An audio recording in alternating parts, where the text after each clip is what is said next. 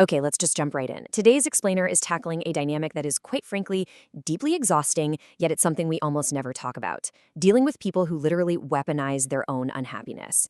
If you've ever felt completely drained from constantly having to play the bigger person, all while someone else uses their past pain to manipulate your relationship right now, well, you are in the exact right place. We are going to validate that exhaustion today and break down exactly what's happening behind the scenes.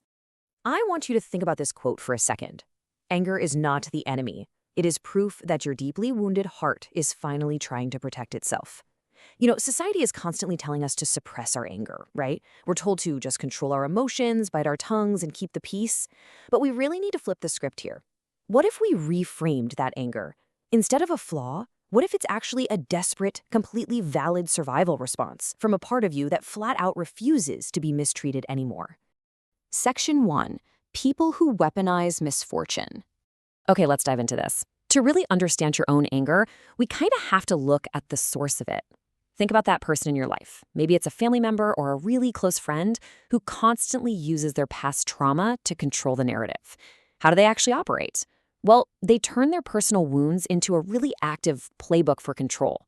The second a conflict pops up, they immediately bring up their past pain just to shut you down. They'll say things like, well, you don't get it, I was treated differently, or I've always been the outcast. They are intentionally triggering your guilt, and suddenly, you're silenced. There's no actual resolution to the argument, just a heavy demand for you to back down. They are seeking a constant, endless validation of their unfortunate status. And that brings us to this absolutely crucial and honestly, really difficult realization. They don't actually want equality. They just want you to validate their misfortune. You could literally bend over backwards to treat them perfectly fairly, and they will still reject it. Why? Because their core goal isn't fairness at all. It's extracting your pity and your compliance so they can keep you locked in this toxic dynamic. Section 2. The psychology of self-destruction. Let's move to this slide and see how this builds, because analyzing the aggressor's mindset actually gives us some much-needed emotional distance. It helps to see the machinery behind their behavior, which reveals this incredibly tragic psychological loop. Step 1, it almost always starts with a genuine, deep childhood wound or trauma. Okay, that's real. Step 2, this creates an intense, overwhelming fear of rejection. But here's the crazy twist in step 3. Because they are so terrified of rejection, they take actions that paradoxically invite the exact rejection they're afraid of. They test you, they push your boundaries, they manipulate you, which inevitably leads to step 4, the total destruction of the relationship. They desperately want to be loved, but they actively destroy the very relationships they crave. Section 3. The true role of anger.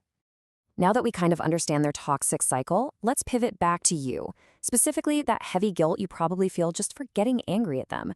This brilliantly illustrates the hypocrisy we live with every single day. Look on the left. Joy. It's like a blooming sunflower. We're allowed, encouraged even, to express it freely without any restriction. Nobody tells you to control your joy, right? But on the right, anger. We treat it like a locked chest. We're constantly told it has to be controlled and hidden away purely for society's convenience. Society selectively suppresses anger just to avoid friction, not because the emotion itself is inherently bad. So here is the massive paradigm shift. Anger is not a character flaw. Not at all. It is a biological self-defense mechanism. Feeling angry when you're being manipulated simply means you are still trying to value and protect yourself. It means your internal boundary alarm system is fully online and working properly. And let me tell you, that is vastly healthier than just giving up and becoming completely emotionally numb. Because let's be real for a second, forced empathy takes a literal toll on your body. Enduring constant emotional manipulation doesn't just hurt your feelings. It leads to increased blood pressure, terrible insomnia, and seriously compromised physical health.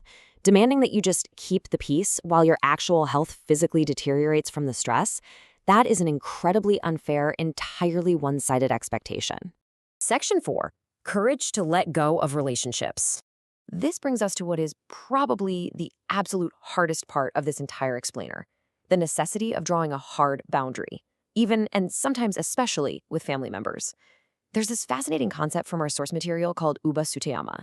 Now, historically, this carries a really heavy connotation of abandoning the elderly, but we are completely redefining it here for modern psychology. In this context, it's not about the cruelty of abandonment at all. It's the deliberate act of stepping back so the other person finally experiences the true weight of what they've lost. Letting go forces the manipulator to actually face the natural consequences of their actions, which is a lesson your words and your endless patience were never, ever going to teach them. So the crucial point is this. Enduring toxic behavior is not kindness. I'll say it again, it's not kindness. Cutting ties isn't you just running away. When you step back, you aren't being cruel. You are performing a necessary act of integrity to prevent your entire family or your social environment from becoming dangerously unhealthy. Section 5. The decision to protect yourself. All right, it's time to talk about concrete action. You are basically caught in a tug of war between two totally different domains. In the domain of human society, the guiding principle is all about maintaining peace and valuing family, which ultimately leads us to suppress our true emotions. But over in the domain of wild instinct, the guiding principle is survival, and the core action is self-defense. Human morality rules are relatively recent, and frankly, they're manufactured by society.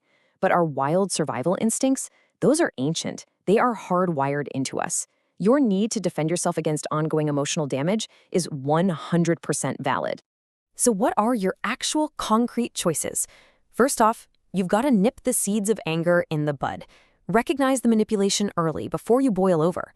Second, start creating real physical and emotional distance.